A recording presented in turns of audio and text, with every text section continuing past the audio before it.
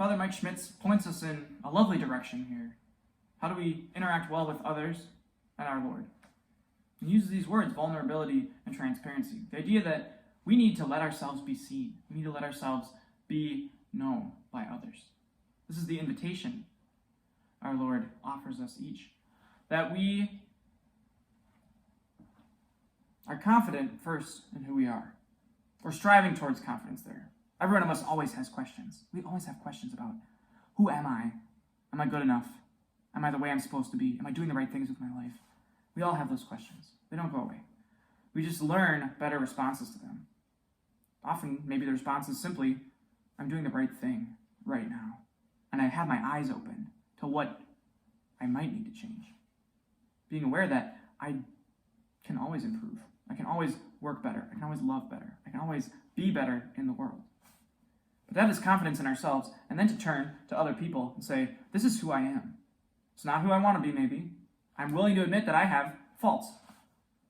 I have sins. I have habits, vices, that hurt the world around me, that hurt other people, that hurt my family, that hurt my friends, that hurt the people close to me, that hurt people I haven't even met. And still, I strive to be good. I strive for goodness, and I strive to love you. To not hide our wounds or to pretend like we're perfect. Rather, to embrace them and let others see them. And by extension, to let God see them, to let God into our lives. In fact, to be more connected to our Lord than to anyone else. This is probably, or rather, one of the many challenging dimensions of the Catholic faith, is this invitation to connect and affiliate more strongly with our Lord than with others. Christ says in the passage, I come to divide parents against children, father against son. Following our Lord definitely means prioritizing him, making him more important, and what he has communicated to you more important than what anyone else communicates with you. This is hard because tangibly, the people in our lives are easier to hear than our Lord. Because they appeal to our senses. We can see them, we can hear them, we can feel that when we touch them. They feel real. And they are real. So to turn from this and say, I, Lord, I'm going to spend an hour in silence a week. And all I'm going to do is listen. I'm going to listen and invite you to show me who you are and who you're calling me to be.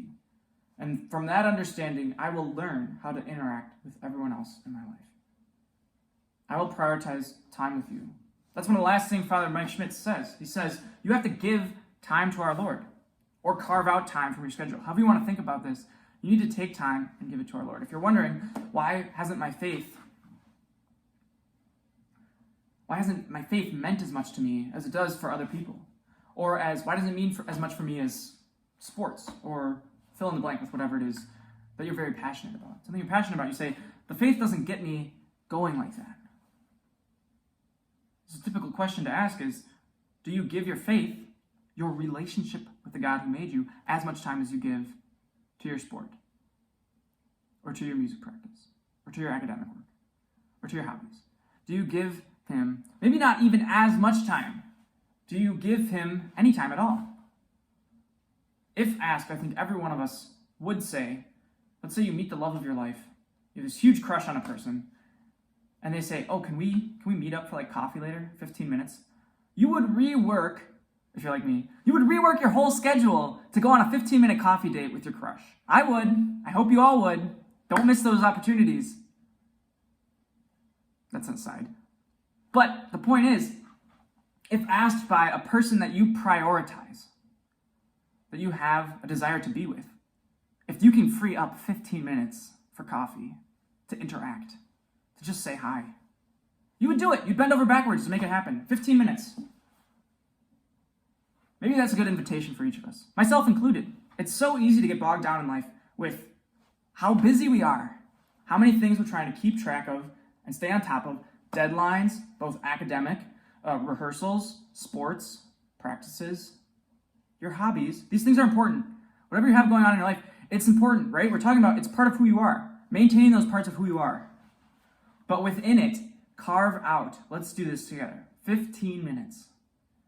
Carve out 15 minutes per day to have, well, what's the example we're giving? Have coffee with God.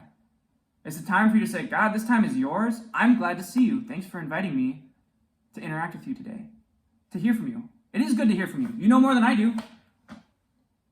God, you know so much more than I do. And I have so much to learn from you. So I thank you for taking these 15 minutes to be with me and to speak to my heart. And you know what? I'm here to listen. I'm here to say, Lord, where are you in my life? And where are you calling me to be? You've given me these gifts, and I don't really know how to use them. I don't know how to use them to make the world better. I don't know how to give myself away, like Andrew told me to. How do I do that? Lord, show me. And just ask him. Ask him to show you the way, to show you himself. So you got to give him time, as you would give time to your friends, the other people that you relate with.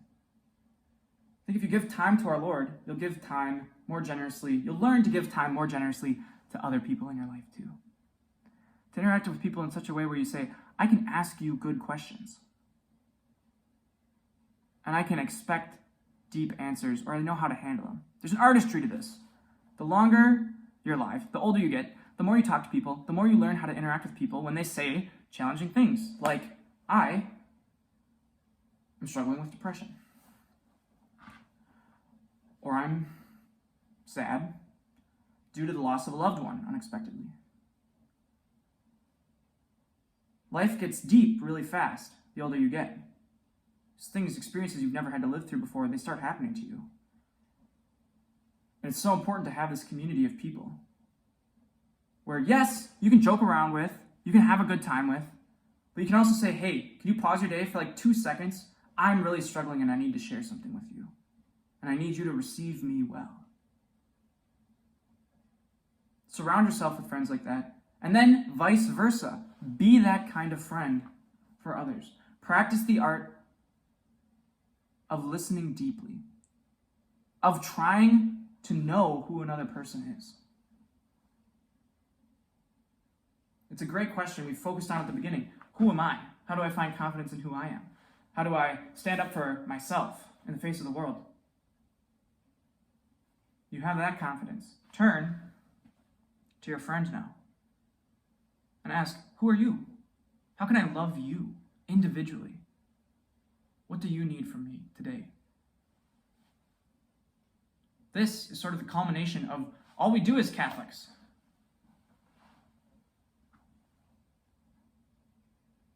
It's about love.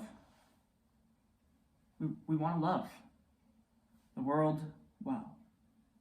The whole world, but also individuals. The people that are in our lives. People we interact with every day. The people we interact with once and may never interact with again.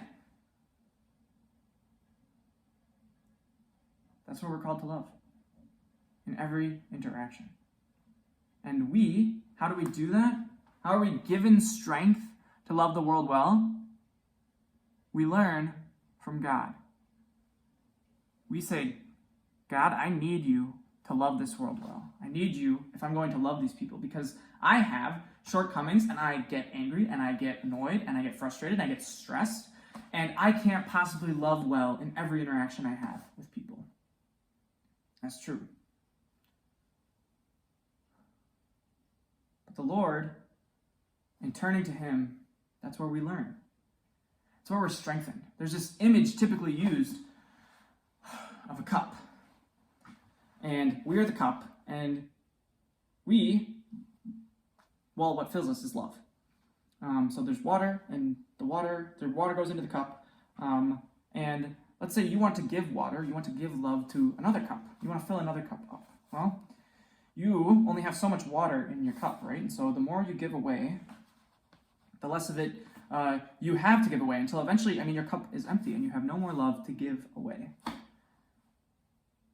The obvious solution is you need to refill your cup. You need more water within you. That's why we turn to our Lord. Our Lord, this is again an analogy, imagine our Lord being the source of the water. He pours so much water on you.